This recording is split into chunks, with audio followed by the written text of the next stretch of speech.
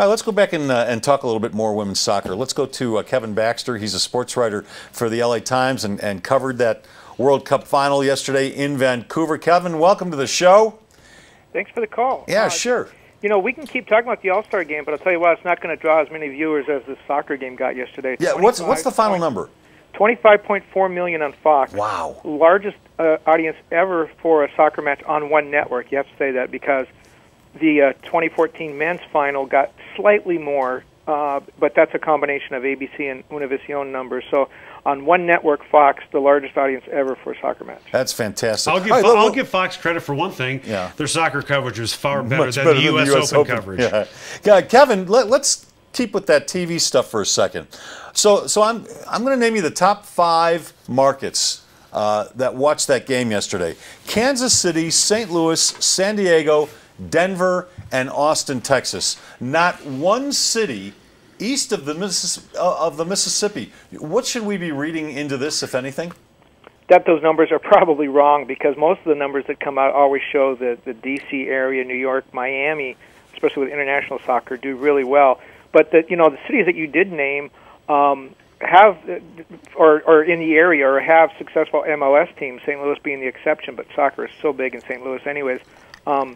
I think that's part of it. I do think the soccer culture is starting to grow across the U.S. and these numbers from the last 2 World Cups and the number of travelers, American fans that come out. I was at every U.S. game over the last 31 days here in Canada, and every stadium, I think they sold out.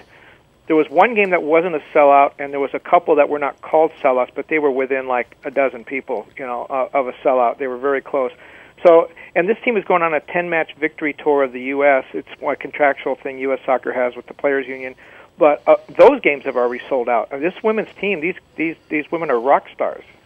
Kevin, could you make the case that Carly Lloyd is one of the most clutch athletes in sports history?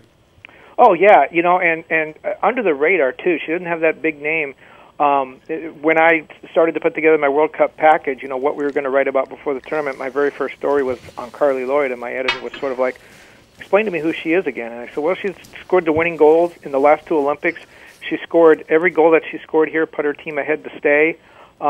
She's phenomenal, and she doesn't get that attention. And she complained a little bit about, I wouldn't, maybe complaints too strong, during the spring where she talked about, I asked her, look, you don't have the name recognition of Abby Wambach. You're not a cover girl like Alex Morgan. Where do you fit in? And she said a lot of times it's more about name and appearance than what you do on the field. And she said, I'm just going to be content to go out there and do it on the field. And at least if I do that, then I can satisfy myself that I was the best player, maybe not the most famous player. All right, Kevin, if you were to eliminate Carly Lloyd from yesterday and even Hope Solo, who would you say the unsung hero is of that U.S. women's team? I think Morgan Bryant. She's the youngest player on the team. She's 22. She started a game in group play and didn't do very well and didn't really get another shot until, you might remember, there were 2 U.S. midfielders, Megan Rapinoe and Lauren Holiday, that were suspended for the second game of the knockout round with 2 yellow cards. And Morgan Bryant started, and so what Jill Ellis, the coach, did is said, okay, we're going to make Morgan Bryant a defensive midfielder, a holding midfielder, and let Carly Lloyd just do whatever she wants. She has free. She's like a monster back in football. She can do whatever she wants, and that's when everything clicked for the U.S. team. Morgan Bryant is 22 in her first World Cup. As I said, the youngest player on the team. She was born the year that teammate Christy Rampone entered college. Yet she was totally unfazed being on this world stage and played a great tournament. And by playing a position unfamiliar to her on the biggest stage, it allowed Carly Lloyd to do what she did. So Carly Lloyd doesn't have that World Cup without Morgan Bryant.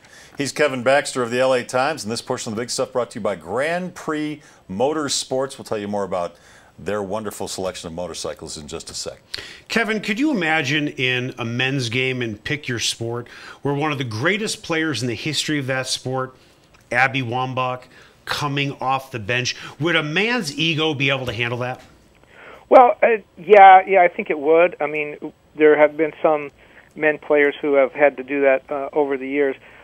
It would be a lot tougher. I mean, and who knows, that might have been part of Jurgen Klinsmann's thinking by not taking Landon Donovan to the World Cup, that maybe playing a bench role would not have been something that he would have been suited for. But Jill Ellis had a lot of long talks with Abby about, look, this is how you fit in. And she says, she just said it this morning when we talked to her again, that in every one of those talks, Abby's response was, I will do whatever it takes to win a World Cup. That's how bad she wanted it. But, what may get lost in some of that is just how great Abby was and is. 183 international goals, more than any player, male or female, in history, a former World Player of the Year, a two-time World Cup champion, playing in her fourth World Cup and her second final, and finally she gets it. And it is kind of sad that she got it in a bench role, but you know what, when we look back at it 10 or 15 years from now, I think you'll see on her resume World Cup champion, and you won't remember how many minutes she played. Kevin, along that line, why does it seem to be so much more joyful watching the women play on these big soccer stages versus the men? Because I think that they appreciate it more. They appreciate the attention more. They're going to go back to their National Women's Soccer League teams and play before a few hundred friends and family members. And so when they get on the world stage, they tend to enjoy it more. The women will actually thank the media. Jill Ellis just went out of her way to thank the reporters, and Abby Wambach's mom did too, to thank the reporters. And I'm not saying we need that. I'm just saying it's very nice that they recognize that that when they were born there wasn't this great audience for soccer, and that the players have built it. But I think the media has done a little bit to help the fans get interested in it.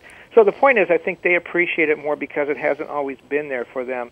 It's not something they take for granted, and it's not something that they believe that is owed them. And it is kind of refreshing. And with a couple of obvious exceptions, everybody on this team is great. And you talk to someone like a Megan Klingenberg or Morgan Bryant, as I did yesterday, they smile at every question. They're just so excited just to be here. And it is a lot of fun because I'm going to go back and do some Major League Baseball later this year. And, you come out of the clubhouse sometimes just wanting to blow your brains out. And just to see these women enjoying what they do is a lot of fun. Well, you're going to get to cover. Don Mattingly's a good guy. He's easy to deal with on a day-to-day basis. But as far as the soccer goes, Abby Wambach will probably retire soon, although she says she wants to play in the next Olympics. She's a leader on that team. When Abby Wambach leaves, what one or two players will fill the leadership void? Oh, it's not going to be one or two. It's going to be one. It's Carly Lloyd, and she did that in this tournament. The torch was handed, and if anyone missed it, it was pretty obvious. But if anyone did miss it, the symbolism when the U.S. team came onto the pitch yesterday for pregame warmups, Abby came out first. And maybe 5 to 10 yards behind her was Carly Lloyd. So Carly was following Abby onto the pitch, and the rest of the team stayed in the tunnel. Now, I don't know if they did that on purpose or whether someone stopped to tie their shoe. I don't know what happened. But to see that, it kind of sent chills up your spine. I was like, this is Joe DiMaggio, handing the lineup card to Mickey Mantle.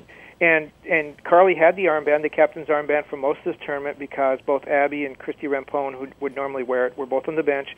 And then when Abby came in the last 10 minutes of the game, Carly made a big gesture of going over and handing her the armband for her last 10 minutes in a World Cup.